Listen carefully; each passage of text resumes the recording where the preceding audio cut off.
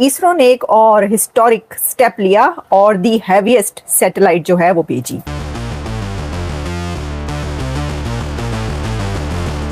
Launch vehicle has successfully and precisely injected the Bluebird Block 2 communication satellites in the intended orbits. Bharat की जमीन से दोस्तों सबसे भारी सैटेलाइट को उठा करके लो अर्थ ऑर्बिट में पहुंचाया गया है और वो सैटेलाइट है ब्लू बर्ड ब्लॉक 2। और ये डेमोन्स्ट्रेट करता है भारत की entry into elite heavy payload commercial launch capability में कि कुछ ही चुनिंदा ऐसे देश हैं, कंपनीज हैं जो ऐसा कर पाते हैं। अब इसरो भी उसमें शामिल हो गया है। Heaviest satellite communication satellite by ISRO. Wow, wonderful, जबरदस्त, तालियां। बहुत एक कमाल का काम किया क्योंकि वो इसके अंदर तरक्की में लगे हुए हैं, वो इस तरक्की में जुटे हुए हैं।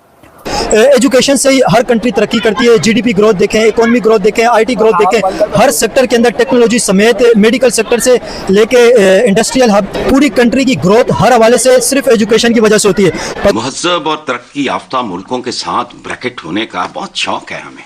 करोड़ों लीटर, 3 साल पहले के मुताबिक 24 करोड़ लीटर नापाक, गंदा, जहरीला, नुकसानदेह दूध, ये तुम्हारे बच्चों की औकात है। ये जो सैटेलाइट लॉन्च हुआ है इससे मोबाइल से डायरेक्ट कनेक्टिविटी मिल जाएगी। प्रधानमंत्री मोदी ने इसको ग्लोबली रिप्रेजेंट करने के लिए उन्होंने बोला कि LVM-3 mission reinforce India's growing role in global commercial launch market. अब ये जो एक इसरो ने किया है वो दी हैवीएस्ट 4,500 किलोग्राम से ज्यादा, मेरा ख्याल है कि जो वजन है वो भेजा गया। तो ये एक जबरदस्त काम है। जय हिंद दोस्तों, शाविराव 29 चैनल में आपका स्वागत है। तो भारत के इसरो ने एक बार फिर इतिहास रच दिया है। भारत के इसरो ने US communication satellite blue bird block 2 लो अर्थ ऑर्बिट में भेज दी है और इसका वजन 6000 किलो से ज़्यादा का है। और अब भारत भी इलाइट क्लब में शामिल हो गया जो इतनी हैवी सैटेलाइट्स भेज सकता है। पहले हैवी सैटेलाइट्स भेजने के लिए US कंपनी SpaceX को यूज़ किया जाता था जो इलॉन मस्क की कंपनी है। अब इसरो भी भेजा करेगा हैवी सैटेलाइट्स दूसरे देशों की।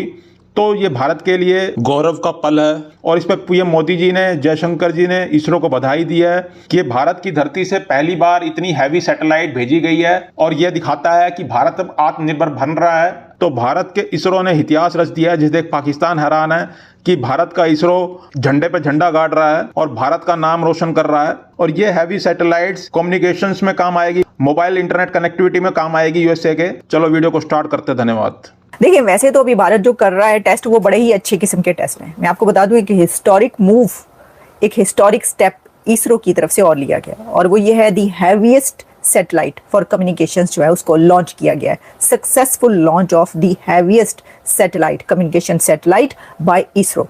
वाओ, वंडरफुल, जबरदस्त, तालियां। बहुत एक कमाल का काम किया क्योंकि वो इसके अंदर तरक्की में लगे हुए हैं, वो इस तरक्की में जुटे हुए हैं। वो ये वाले जो हैं वो टेस्टिंग कर रहे हैं, वो ये वाले जो हैं ऐसी टेस्टिंग करें जिसमें वो इसमें कम्युनिकेशंस में और इस तरह की चीज़ों में आगे जा सके, तरक्की कर सकें। जैसे कि चांद के ऊपर उन्होंने जो चंद्रयान 3 और फिर सोलर मिशन और वो सारे, वो हम उसके ऊपर हर वक्त कई बार कर चुके हैं। ये वाले टेस्ट उनकी जा रही हैं और यही तरह। अच्छा, इसका नाम उन्होंने क्या रखा? बाहुबली। ये जो सैटेलाइट उन्होंने भेजा इसका नाम है बाहुबली।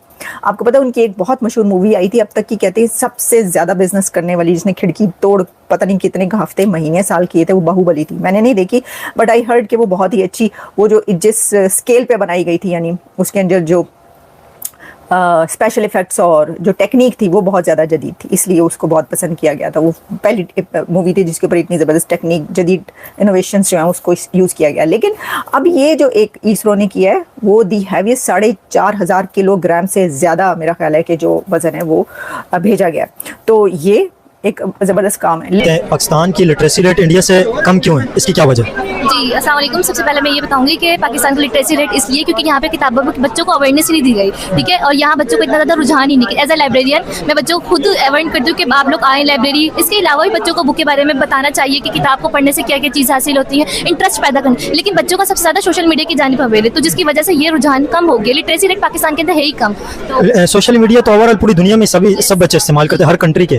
तो पाकिस्तान का फिर लिटरेसी रेट कम क्यों है? ये तो दुनिया का हर बच्चा सोशल मीडिया इस वक्त इस्तेमाल कर रहा है। जी, ऐसा ही है क्योंकि हम लोग जैसे ज़्यादातर टिकटॉक की जानिब बच्चे रुझान उनका ज़्यादा है। नौजवान नस्ल गलत रास्ते पे निकल पड़ी, यानी लिटरेसी रेट इस वजह से ही कम हुआ है कि किताबें कोई लिख नहीं रहा, कोई फिर पढ़ नहीं रहा, अवेयरनेस नहीं है यहाँ पे। इंडिया की लिटरेसी रेट क्या समझते हैं बेहतर क्यों है? इंडिया एजुकेशन में पाकिस्तान से आबादी ज़्यादा होने के बावजूद आगे। इंडिया की 140 करोड़ आबादी, 140 करोड़, दुनिया की सबसे ज़्यादा। पाकिस्तान की 25 करोड़ आबादी है, फिर पाकिस्तान पीछे क्यों है? देखिए, सबसे पहले यहाँ पे बजट इशू होता है हर जगह। ये है कि आपके पास बजट, किताबें खरीद नहीं सकते, किताबें ये नहीं है। तो इंडिया में सबसे ज़्यादा एजुकेशन को ज़्यादा वक्त रहता है कि एजुकेशन यहाँ पे हाई लिटरेसी रेट है, तो यहाँ पे किताबें भी अच्छी से छपती हैं और किताबी तहरीर भी की जा रही है। लेकिन पाकिस्तान के अंदर ये प्रॉब्लम है कि पाकिस्तान के अंदर यानी हर जगह जैसे अभी हम लोग छोटे छोटे इशूज़ क्रिएट हो रहे हैं, सड़कों की प्रॉब्लम, ये प्रॉब्लम। अब एज ए लाइब्रेरियन यहाँ पे हम लाइब्रेरियंस को बजट ही कम मिल रहा है गवर्नमेंट की जानिब से, प्राइवेट सेक्टर के अंदर प्राइवेट सेक्टर, तो ये वजह भी है। कुछ की किताबें खरीदी नहीं जा रही, डिमांड्स नहीं दी जा रही, किताबें हो ही नहीं रही, तो ये बस इशू। लाइब्रेरी में लोग आते हैं, रुझान है लोगों को लाइब्रेरी विजिट करने का, वहाँ पे किताबें एक्सप्लोर करने का रुझान है लोगों का।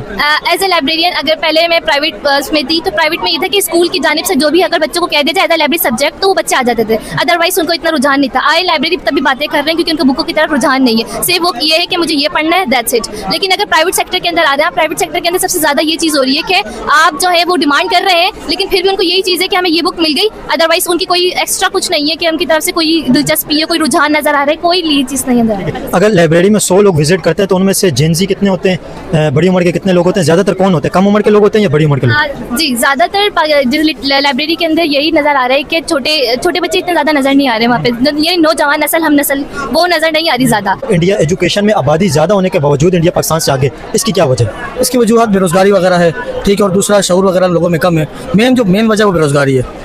मतलब छोटी उम्र में ही बच्चों को जो है वालिदैन जो है जॉब्स वगैरह पे लगा देते हैं, मुख्तलिफ कामों में लगा देते हैं, तो उनकी सोच ये है कि मतलब हम भेजेंगे, बच्चों की फीस वगैरह भी प्रोवाइड करनी पड़ेगी, तो बेहतर ये कि जाएगा छोटी उम्र में कमा के लाएगा, तो यही सोच है। और इंडिया के अंदर भी तो आप देखें तो बहुत बड़ी आबादी है, लेकिन इतनी बड़ी आबादी को इंडिया एजुकेट कर रहा है। इंडिया की लिटरेसी रेट 77.7% है पूरे इंडिया का, पूरे इंडिया के इतनी बड़ी आबादी का, और पाकिस्तान का 56 से लेकर 60% के दरमियान में ऊपर नीचे होता है। इतना फ़र्क किस वजह से? इंडिया की आबादी इतनी ज़्यादा एजुकेटेड है, एजुकेशन हासिल कर रही है, और पाकिस्तान की कम आबादी है, उसके बावजूद पाकिस्तान पीछे। असल में उनकी जो पॉलिसीज़ वगैरह एजुकेशन के हवाले से तो बड़ी बेहतरीन बनाई गई हैं। पाकिस्तान में एजुकेशन की पॉलिसीज़ वगैरह उस टाइप की नहीं है। अगर उस तरीके से पाकिस्तान की मतलब एजुकेशन पॉलिसीज़ बनाई जाए तो इंशाल्लाह पाकिस्तान की पॉलिसी की क्या कमी है, क्या पॉलिसी बनेगी जिससे एजुकेशन बेहतर होगी? मतलब लोगों को जो है माहौल प्रोवाइड किया जाए उनके लिए, ताकि सहूलियात प्रोवाइड की जाए। फॉर एग्जाम्पल क्या माहौल? गवर्नमेंट स्कूल्स वगैरह हैं, ठीक है, अच्छे स्कूल्स वगैरह हैं, ठीक है, लेकिन जो है लोग अपने बच्चों को जो है गवर्नमेंट्स के बजाय प्राइवेट्स वगैरह में भेज रहे हैं। अब या तो सहूलियात का फुकदान है या टीचर्स का फुकदान है, इस तरीके से मामला है। आपको पता है इंडिया से जो एजुकेटेड लोग हैं, एजुकेशन लेके सिलिकॉन वैली के अंदर जाके वहाँ पे टेक के अंदर बड़ी बड़ी कंपनियों को CEO लग रहे हैं। जितनी भी इस वक्त टॉप कंपनी है उनमें से 90% देखें तो ज़्यादा CEO इंडिया